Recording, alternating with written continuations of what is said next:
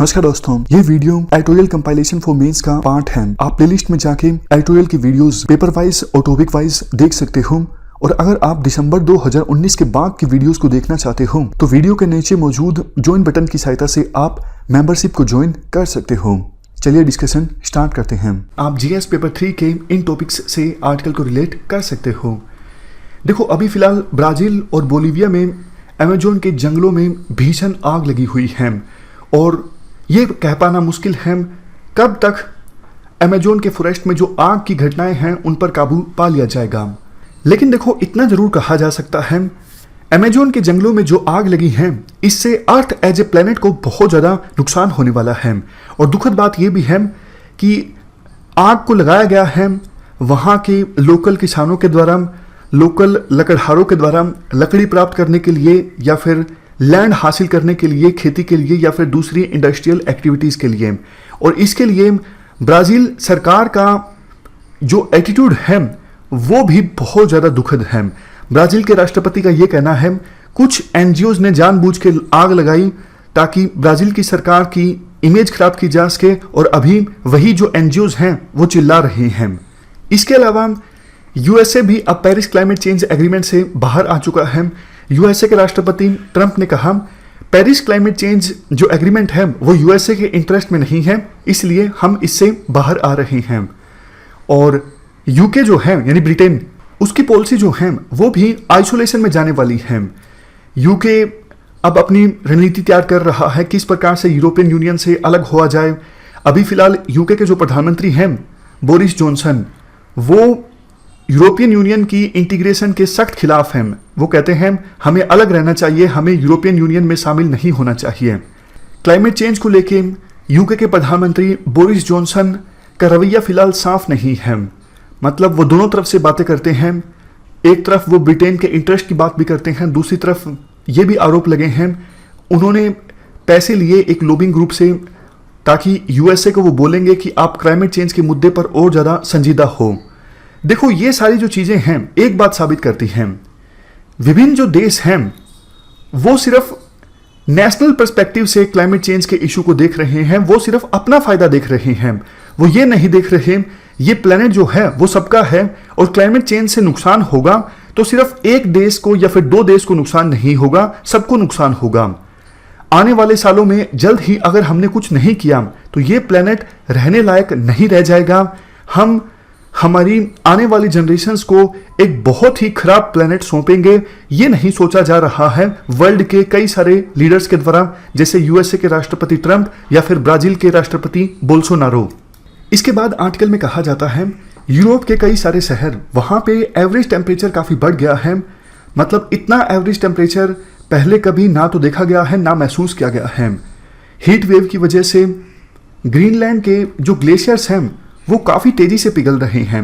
मतलब साइंटिस्ट ने जितना अनुमान लगाया था उससे भी ज़्यादा तेज़ी से अभी फिलहाल ग्रीनलैंड के जो ग्लेशियर्स हैं वो पिघल रहे हैं। मतलब जल्द ही अगर हमने क्लाइमेट चेंज को एड्रेस करने के लिए एक्शन नहीं लिया तो इसके बहुत ज़्यादा विनाशकारी परिणाम देखने को मिलेंगे। लेकिन विडंबना ये है हम इस दिशा में आगे बढ़ने के बजाय कई सारे जो लीडर्स हैं बल्कि वो पीछे की डायरेक्शन में जा रहे हैं। इसके बाद हम बात करते हैं रीजन्स की। देखो, ग्लोबल वार्मिंग में रोल किसका है? ग्रीन हाउस गैसेस के ज़्यादा एमिशंस का। और ग्रीन हाउस गैसेस का एमिशंस क्यों हो रहा है?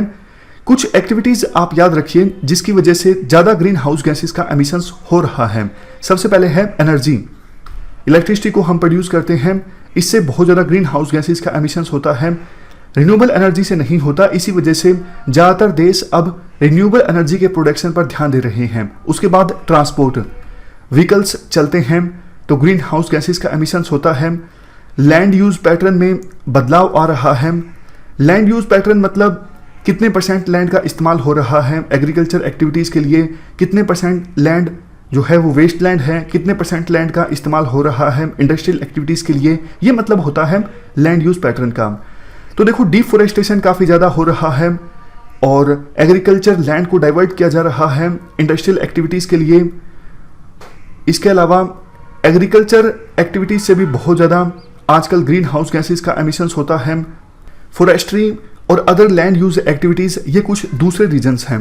आर्टिकल में ये भी कहा जाता है देखो, मैन की एक्टिविटीज़ की वजह से 2007 से 2016 के बीच जितना ग्रीन हाउस गैसेस का एमिशंस हुआ है, उनमें से 23% एमिशन हुआ है एग्रीकल्चर, फॉरेस्ट्री और दूसरी लैंड यूज एक्टिविटीज़ की वजह से।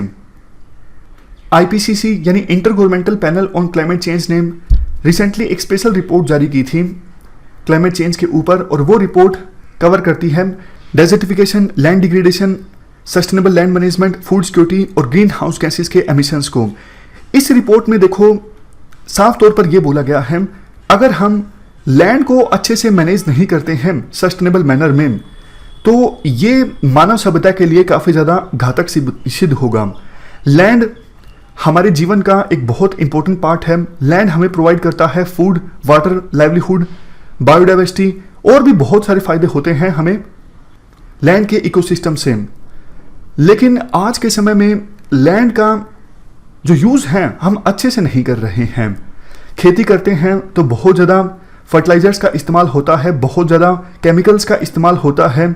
इससे ना सिर्फ लैंड की जो प्रोडक्टिविटी है वो प्रभावित होती है, सोइल इरोजन काफ़ी ज़्यादा होता है, सोइल की जो कंडीशन है वो काफ़ी ज़्यादा ख़राब हुई है। एक ही फसल को बार बार उगाया जाता है, क्रॉप डाइवर्सिटी पर ध्यान नहीं दिया जाता। और देखो, बहुत ज़्यादा केमिकल्स के इस्तेमाल से पहले कुछ फ्रेंडली इंसेक्ट्स हुआ करते थे, लेकिन बहुत ज़्यादा केमिकल्स के इस्तेमाल से आजकल तो वो फ्रेंडली इंसेक्ट्स जो बल्कि मदद करते हैं किसानों की, वो तो होते ही नहीं हैं। और बहुत ज़्यादा केमिकल्स का इस्तेमाल होता है, वही केमिकल्स बाद में नदियों में चले जाते हैं, नहरों में चले जाते हैं और वहाँ की इकोलॉजी को डिस्ट्रॉय करते हैं। इसलिए देखो, हमें आवश्यकता ये है हम सस्टेनेबल एग्रीकल्चर प्रैक्टिसेस को अपनाएं खेती करने के लिए। हम एग्रीकल्चर में केमिकल्स के इस्तेमाल को कम से कम करें। इसके लिए हम ऑर्गेनिक फार्मिंग पर फोकस करें, हम जीरो बजट नेचुरल फार्मिंग पर फोकस करें। इस प्रकार की फार्मिंग जब हम करते हैं तो केमिकल्स का इस्तेमाल कम से कम होता है। हम एग्रो फॉरेस्ट्री पर ध्यान दें। एग्रो फॉरेस्ट्री में क्या होता है, खेतों के चारों ओर जैसे पेड़ों को उगा दिया जाता है। इसके अलावा हम क्रॉप डाइवर्सिफिकेशन पे फोकस करें, सिर्फ एक ही क्रॉप को बार बार ना उगाया जाए, हम अलग अलग क्रॉप्स को उगाएं, अलग अलग सीजन्स में रोटेट करके। पानी का जो इस्तेमाल है खेती में वो भी बहुत ज़्यादा नहीं होना चाहिए, क्योंकि इससे सोइल इरोजन होता है। इसके अलावा हमें लोकल और घरेलू सीड वैरायटीज़ पे फोकस करना होगा जो कि ग्लोबल वार्मिंग के अगेंस्ट रिजिलियंट हो, मतलब बढ़ते हुए टेम्परेचर का उन पर असर ना हो और वो प्रफुल्लित हो, किसानों की जो पैदावार है उस पर असर ना हो। हमें इस प्रकार की एग्रीकल्चर प्रैक्टिसेस को अपनाना होगा जिससे सोइल में कार्बन की मात्रा बढ़े लेकिन सेलिनाइजेशन ना बढ़े।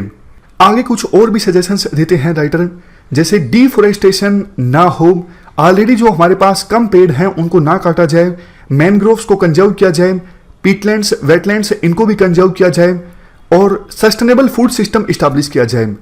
सस्टेनेबल फूड सिस्टम से क्या मतलब है, मतलब एक ऐसा फूड सिस्टम जिसमें फूड की जो वेस्टेज हैं वो कम से कम हो और लोकली ग्रोन फूड को खाया जाए, मीट कंजप्शन को कम से कम किया जाए। इस प्रकार के फूड सिस्टम को हमें इस्टेब्लिश करने की आवश्यकता है। इसके बाद राइटर ये भी बोलते हैं, देखो जो भी हमने सजेशंस डिस्कस किए उन सबको तब इम्प्लीमेंट किया जा सकता है अगर हम हमारे समाज से इनइक्वालिटी को यानी असमानताओं को कम करते हैं, गरीबी को कम करते हैं। लैंड यूज पॉलिसी हमारी इस प्रकार की हो कि स्मॉल और जो मार्जिनल फार्मर्स हैं उनको मार्केट की बेटर एक्सेस मिले, वुमेन जो फार्मर्स हैं उनको एम्पावर करने की आवश्यकता है। आप भी सोच के देखिए आज के समय में कितना कम परसेंटेज जो हमारा एग्रीकल्चर लैंड है वो महिलाओं के नाम पे होता है। इसलिए वुमेन फार्मर्स को एम्पावर करने की आवश्यकता है। सरकार एग्रीकल्चर सर्विसेज को एक्सपेंड करें, लैंड टेन्योर सिस्टम को और ज़्यादा मजबूत बनाया जाए। तो ये सब बातें राइटर बोलते हैं और राइटर ये भी बोलते हैं, देखो ये सब चीज़ें तभी पॉसिबल होगी जब विभिन्न देश नेशनलिज्म का चश्मा उतार देंगे। क्योंकि देखो क्लाइमेट चेंज संबंधित जो चैलेंजेस हैं, जैसा हमने पहले डिस्कस किया, किसी एक देश को प्रभावित नहीं करेंगे, ये पूरे प्लेनेट के सामने चैलेंज है। और अगर सभी देश सिर्फ अपने अपने बारे में सोचेंगे तो क्लाइमेट चेंज को ठीक से एड्रेस नहीं किया जा सकेगा। तो अभी आवश्यकता ये है प्लेनेटरी जो एथिक्स हैं उनको अपनाया जाए। अगर हमें ये इंश्योर करना है हमारी अर्थ सस्टेनेबल बनी रहे आने वाली फ्यूचर जनरेशन्स के लिए, तो हमें प्लूरलिज्म पे फोकस करना होगा, हमें क्वालिटी ऑफ लाइफ को इम्प्रूव करने पे फोकस करना होगा, हमें कंज्यूमरिज्म की जो वैल्यू है इसको इग्नोर करना होगा और नई आइडेंटिटीज और नए कल्चर को अपनाना होगा जो कन्वेंशनल बाउंड्रीज को इग्नोर कर दे। मतलब सभी जो देश हैं वो संजीदा हो इकोलॉजी को लेके और कंजर्वेशन को लेके। और देखो ये प्ली यानी ये जो आह्वान है कुछ नया नहीं है, इससे पहले भी काफ़ी सारी सोसाइटीज़ हैं, सिविल सोसाइटी की मूवमेंट्स हैं, जैसे La Via, Campesina, the transition network और eco regionalism, Friday for futures, fossil fuel divestment. ये सब जो सिविल सोसाइटी की मूवमेंट्स हैं वो जागरूकता पैदा कर रही हैं कि इकोलॉजी को प्रोटेक्ट करना क्यों बहुत ज़्यादा ज़रूरी है। तो इनके नाम आप यूज कर सकते हो जब ऐसे में आपको क्लाइमेट चेंज से संबंधित इंटरनेशनल डायमेंशन डालनी हो। वैसे देखो प्लानिटरी एथिक्स के बारे में भी यूपीएससी क्वेश्चन पूछ सकती है पेपर 4 में, तब आप ये सारी वैल्यूज लिख सकते हो कि कंज्यूमरिज्म का जो कल्चर है उसे हमें इग्नोर करना होगा, हमें नई आइडेंटिटीज क्रिएट करनी होगी, नया कल्चर क्रिएट करना होगा जो कन्वेंशनल बाउंड्रीज को पार कर दे। ये सारी चीजें आप लिख सकते हो अगर प्लानिटरी एथिक्स के बारे में क्वेश्चन पूछा जाता है। इस डिस्कशन में फिलहाल इतना ही है। Thank you very much for discussion.